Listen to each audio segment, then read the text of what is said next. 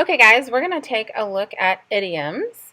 And if you are in third grade, you are going to be putting this on page 24 and 25. It's going to cover 2 pages. We're off a little bit with our stuff that's in our reading notebook. This is the reading notebook.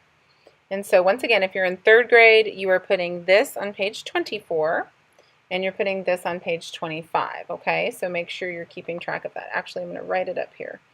Third is 24 and 25. Now, if you're fourth grade, you're going to be putting this on page 26 and 27. So it's a little bit different depending on what grade you're in, okay?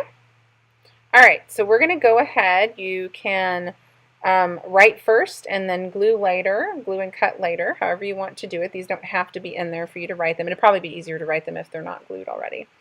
So we're going to go ahead and tell what literal language is. Literal language is a phrase that means exactly what it says.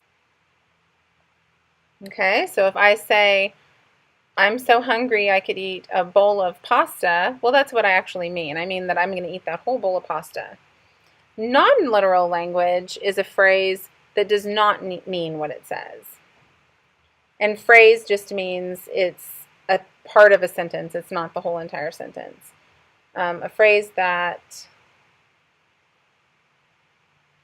doesn't mean what it says.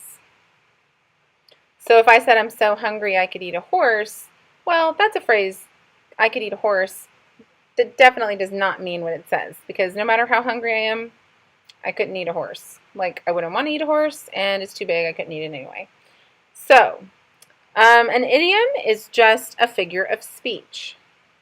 A figure of speech doesn't mean exactly what it says. Okay, if you need to pause the video so that you can finish writing those down, go ahead.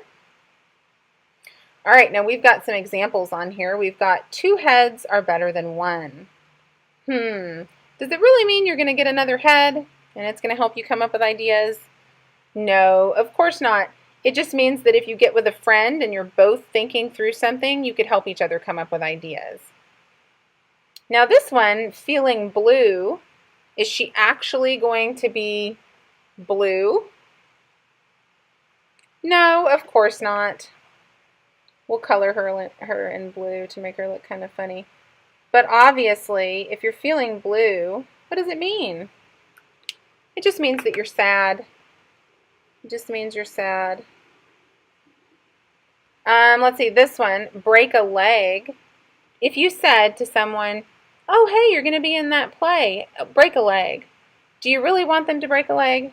Of course not. It's actually just an unusual way to say good luck. Okay? Open a can of worms. What does that mean? Are you really going to open a can and worms are going to come out?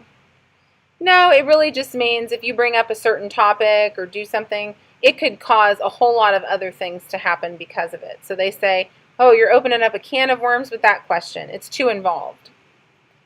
Let the cat out of the bag. Let me out. Are you really letting a cat out of a bag?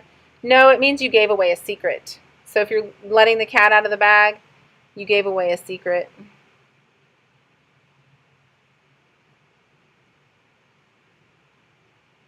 Okay?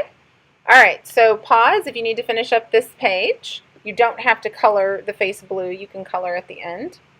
All right, we're going to take a look at the next page. So this is page 27 if you're in 4th grade, and it's page 25 if you're in 3rd grade. We're just going to write a couple of idioms and then the meaning behind them.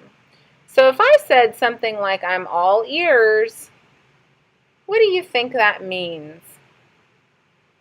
Yep, it means you're listening. It doesn't mean that you are completely made out of ears. It just means that you're listening carefully. We'll add that on